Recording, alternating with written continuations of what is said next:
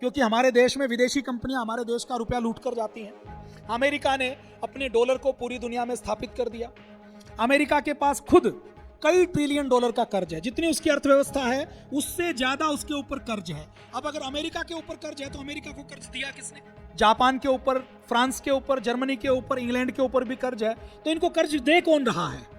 तो अमेरिका का डॉलर इसलिए मजबूत है कि अमेरिका ने विज्ञान टेक्नोलॉजी से अपने देश का कारोबार, व्यापार बढ़ाया है। अमेरिकी डॉलर पूरी दुनिया में चलता है। डॉलर की कीमत है, रुपए की कीमत कम इसलिए है कि हमने अपने देश में आपको मैन्युफैक्चरिंग का हब नहीं बनाया, व्यापार का हब नहीं बनाया, अपना एक्सपोर्ट नहीं बढ़ाया।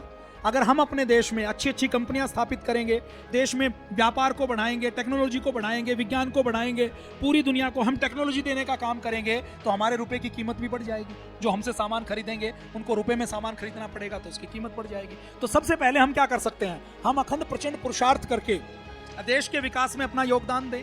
सबसे पहले हम स्वस्थ हों, अपने परिवार को पढ़ाएं लिखाएं, अपने बच्चों के दिमाग में ये डालें कि आपको केवल नौकर नहीं बनना है, आपको नौकरी देने वाला बनना है।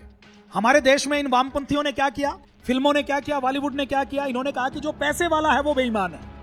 पैसे वाले को क्या कहा? बेईमान कह दिया, चोर कह दिया। जो व्यापार करता है उसको चोर कह दिया।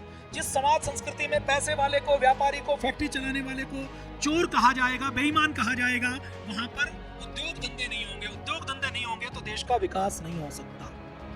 तो अपने देश में हमें ऐसा वातावरण बनाना है जिससे स्वदेशी को बढ़ावा मिले, जिससे विज्ञान टेक्नोलॉजी को बढ़ावा मिले, तो हमारा रुपये की वैल्यू भी बढ़ जाएगी। हम अपने व्यक्तिगत जीवन में स्वदेशी का पालन करेंगे तो भी हमारे देश में हमारे रुपये की वैल्यू बढ़ने वाली है।